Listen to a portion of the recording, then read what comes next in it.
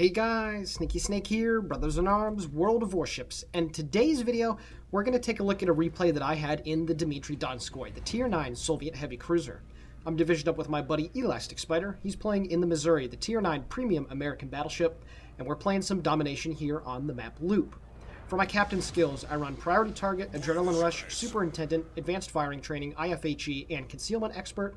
And for my equipment, I have Main Armaments Mod 1, AA Guns Mod 2, Main Battery Mod 3, Damage Control Modifications 1 and 2, and Concealment System Mod 1.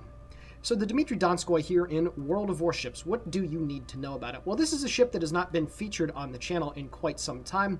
However, I did unlock it, I think about a month ago, and I've played a decent amount of games in it, and I've tried two different builds, one with and without IFHE. Now, there was a Reddit post some time ago that I was discussing to somebody whether they need to get IFHE or advanced firing training first on their high-tier Soviet cruiser captains, and I opted to go with AFT because these guns, whether they're the 152s on the Chapayev and the Mikhail Kutuzov, the 180s that you have here on the Donskoi, or those glorious 220s that you have on the Moskva, it seems that even at the high tiers, and even with the dearth of carriers that really don't exist at the high tiers at this current meta, it's still important to have the AFT on it just in case you do run into them. However, I did use some free experience points to get my captain up, and now I have the best of both worlds. Great AA, which the Donskoi honestly gives a run the Baltimore for its money, as being the best Tier 9 AA cruiser, and also the IFHE on these 180mm guns. Now, for those of you that have played the Molotov, the premium Tier 6 Soviet light cruiser, and of course had to grind through the Kirov at Tier 5, you know that these are the exact same guns that you find on those two lower tier Soviet cruisers. However, these are Tier 9 guns. Let's not get fooled or carried away by it. These guns are absolutely ridiculous. They have fantastic alpha for both the armor piercing and the high explosive rounds, at least for 180mm guns, and it's also a unique setup. You get a 12 gun total, 2 turrets at the front and 2 at the rear. So you get 3 more guns than the Molotov and the Kirov have. However, with the rate of fire, you get about a 10-second reload, which is honestly pretty nice. Of course, you also have Soviet things like a nice fire chance, which with my build, if I'm not mistaken, is 17%. And then you also get really good range on these guns as well, in excess of 17.7 kilometers, which is really, really nice to have on a ship that is, well, not the most maneuverable, as you can see here. It's taken me quite some time to turn to the left to dodge some of those shells. One of them does over-penetrate me. But this thing really does get you set up nicely for the Moskva, even if it does have a slightly different play style than that Tier 10 Soviet heavy cruiser. This thing, it excels at staying anywhere from 12 to, I'd say, 16 kilometers, peppering targets with both the HE and the AP, and then moving in when needed, like I am right now, to be able to use the radar. Unfortunately, the first radar that I did use did spot the Shimakaze, but he did quickly back up and was able to get out of dodge, so he will be able to get the B cap. However, you're going to see right here the IFHE potential with Dmitri Donskoi. Now, because these are 180mm guns, you're going to notice some slightly better salvos, per salvo, I should say, when I'm shooting at anything. Enemy battleships, enemy carriers, cruisers, destroyers, you name it. These guns have a little bit more penetration, but the one thing that's really nice about them is the AP performance. They kind of feel like 203mm guns, to be honest with you. When you get the broadside on cruisers, and you're certainly going to see examples of that later in the gameplay, as well as shooting at enemy battleships that are on the broadside too. So this thing, I guess, is really dependent on what type of ammunition that you have loaded. You will constantly be pressing the 1 and the 2 key when you're in this ship, at least if you want to maximize your potential output. And you can also see here that throughout the course of this early part of the game, my IFHE has stacked some fires and some pretty good damage on this guy. And you can also see that the Donskoi has some really nice angles for firing over the shoulder, which is just slang for being able to shoot behind you while you are kiting away.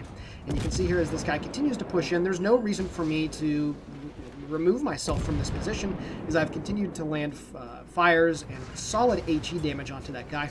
And I've also been taking a little bit of a battering as well. I've lost about 1/3 of my hit points with the Donskoi, but this thing has just enough armor to allow you the ability to do so. It has, I believe, 100mm on the Citadel armored belt. And then, of course, it being a high-tier ship, it has the 25 or 26mm of front and stern armor, 25, if I'm not mistaken. So it allows you to tank 15-inch shells and below off the front part of the ship. It's only when you get shot at by ships such as Iowa and Yamato will your armor fail you. It's at this point in the game, 3, make that 400 to 303 as our shimmy kills the turrets, but then the Mogami takes care of our Harakazi. So right now at this point, both teams have lost 2 ships apiece. However, we have lost 2 of our 4 destroyers at this point, so it's not looking too good. You can also see here the muzzle velocity on these guns, 925 meters a second, which allows you to snipe at targets well beyond 12 kilometers with, I'm not going to say relative impunity. You still do have to put your aim correctly and on target. But, you know, if you do have a good aim and you put the shots where they need to go, it makes sniping ships really easy at range. And honestly, 11.7 kilometers away from a destroyer, it's not really that far when you consider how powerful these guns are.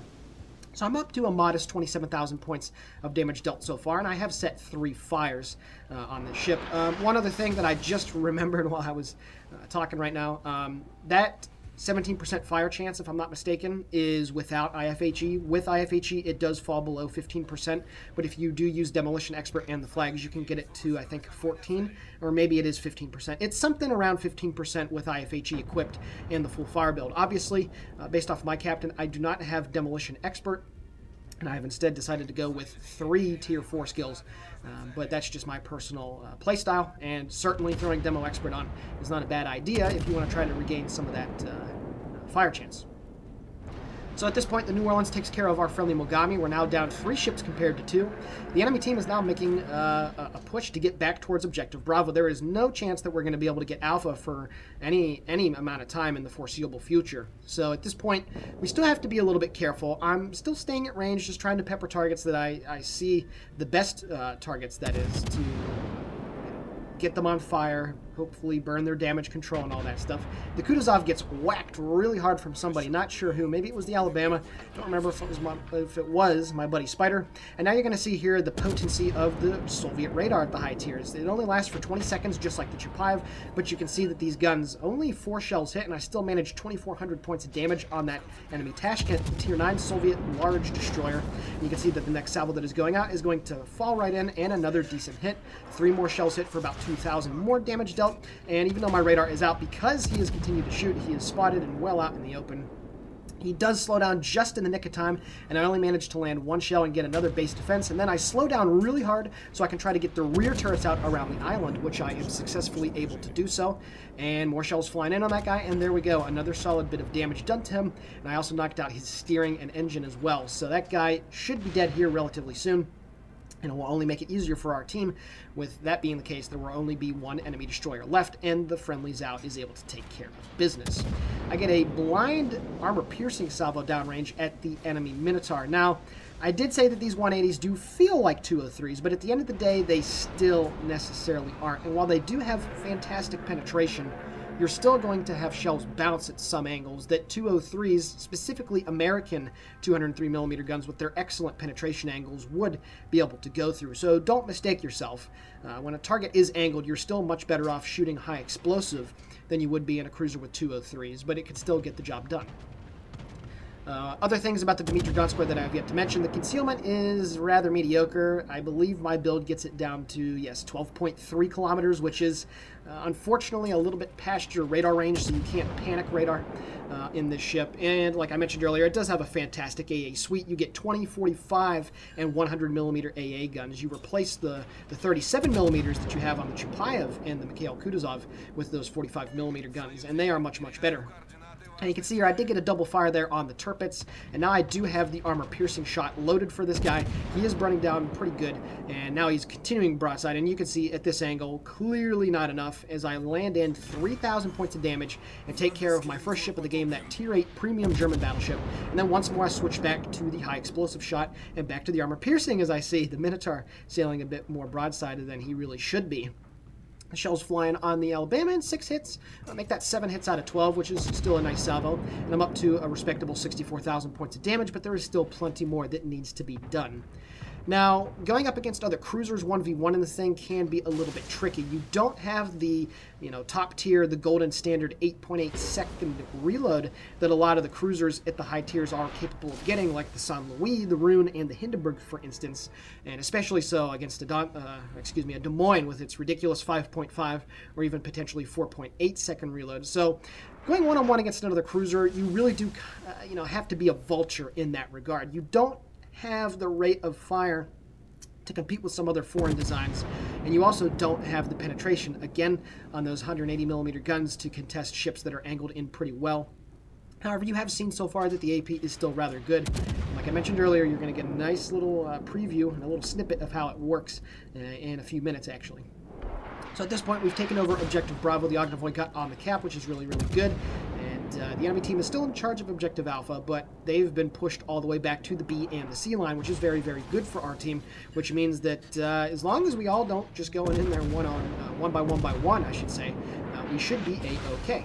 Now, I see that the Alabama did use his damage control, so I'm trying to stay angled enough, but I'm still trying to stay in a good enough position to be able to use the majority of my guns. You can see taking a little bit of damage, took about 4,000 hit points right there off of my health. Not terribly bad. The Donskoi does have a rather lousy full broadside angle, however. It is, I think, over 40 degrees, or just slightly over 40 degrees, to be able to get all of your turrets to be able to shoot, and it can be rather tricky to maneuver around with your rather poor rudder shift. It's about 10 seconds, and of course the turning radius is somewhere in the 800s, so it can be a little bit difficult to time it correctly. But you saw right there, I was successfully able to do so as the Alabama shot at me. More shells from him come in, a couple of overpens for 2620, and I did get another 2 fire set on that guy. Hopefully I'll be able to snag the kill right here just with the rear turrets, put him on 1,300 hit points, and right before I would have got the kill, the Zao swoops in and takes care of business. Unfortunately, the Mogami took care of our Kutuzov. However, the enemy team only has 5 ships left while we still have 8, so we should be A-okay in that regard. I have cracked 101,000 points of damage thus far in the game with 835 remaining, so if I died right now, this would be a very respectable result in this ship. Again, because you don't have the crazy rate of fire, getting over 100k in this ship is a very solid game regardless. It's now 811 to 320, make that 330. The Zao is at 18.2 kilometers, and now I'm going to try to move in there. You can see, however, I am still currently detected, and I'm guessing that it's the Fletcher that's off somewhere. And I do shoot some long-range shots here at the Zao. You can also see that there is a smoke screen that is just off my starboard bow, which is indicative of the Kutuzov sitting at long range and shooting at me. The Fletcher does take care of my buddy Spider in the Missouri, unfortunately. But he sucks anyway, so I'm just playing, man. But I am moving full speed now, more or less, towards the enemy smokescreen. What I'm trying to do is get within range of that Mikhail Kutuzov to be able to radar.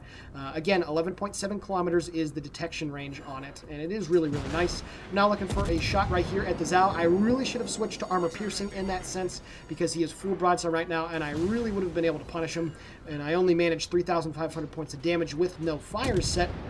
But there we go, the armor piercing salvo is out, and you can see that the Zao is angled pretty nicely, and I'm still able to do 4,200 points of damage to that guy. No citadels, of course, but still some respectable penetrations. I am burning in 2 places, however, I still am deciding not to put the fires out because I'm using my heal, so, you know, I'm still okay hit point wise, which is what I'm trying to get at. A full broadside of armor piercing at the Minotaur. He did not react to it in time, and there we go. 22,000 points of damage dealt with 5 citadels and 1 penetration. I pick up the Confederate and crack 140,000 points of damage.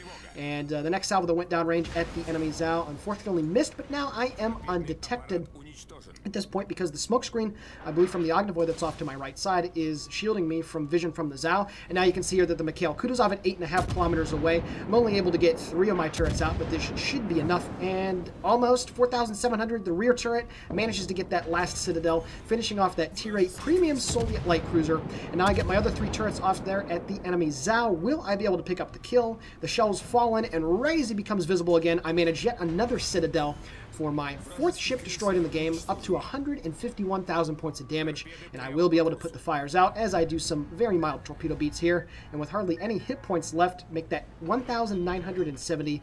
I'm able to take care of business, and yeah, right there, the armor piercing coming in handy, still being able to do some 203mm things, and that ends a fantastic game here on Loop.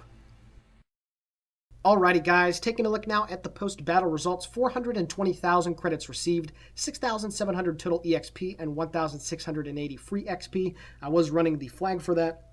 I picked up Confederate and Dreadnought in this thing, dealing 151,000 points of damage off of 217 shell hits. I set 9 fires and had 7 citadels, 4 base defense ribbons, and 4 ships sent to the bottom of the sea. Taking a look at the team score, 2,239 base EXP, a pretty modest total, but still, anything base XP-wise over 2K is a fantastic game. My buddy Spider finished in 5th place at 1456. Now here's the most important part to get out of this. With the main battery, 120,000 points of damage dealt, 79,000 with the HE, and 41k done with the armor piercing, with a further 30k done with the fires that I set. So again, as I mentioned at the beginning of the video, making sure to switch between ammunition types in this ship is extremely important. And even with the 10-second reload, you really do need to get a sense for when to do it, because it'll only help you out in the Moskva when your reload goes down slightly and you have even more potent and terrifying guns to work with. And then of course the potential damage, 1.85 million, a very solid number to have in the Donskoi, almost as much as I really could have milked out. I took 67,000 points of damage to my ship, and in a ship that starts out with about 44k hit points, that is certainly taking it to the max, and where Superintendent really does come in handy. So with that being said, I really hope you guys enjoyed this video. Please consider giving it a like, commenting on it, or subscribing to the channel. All of it is very much appreciated. And with that being said, the Sneaky Snake here for Brothers in Arms, World of Warships, signing off. Have a great day.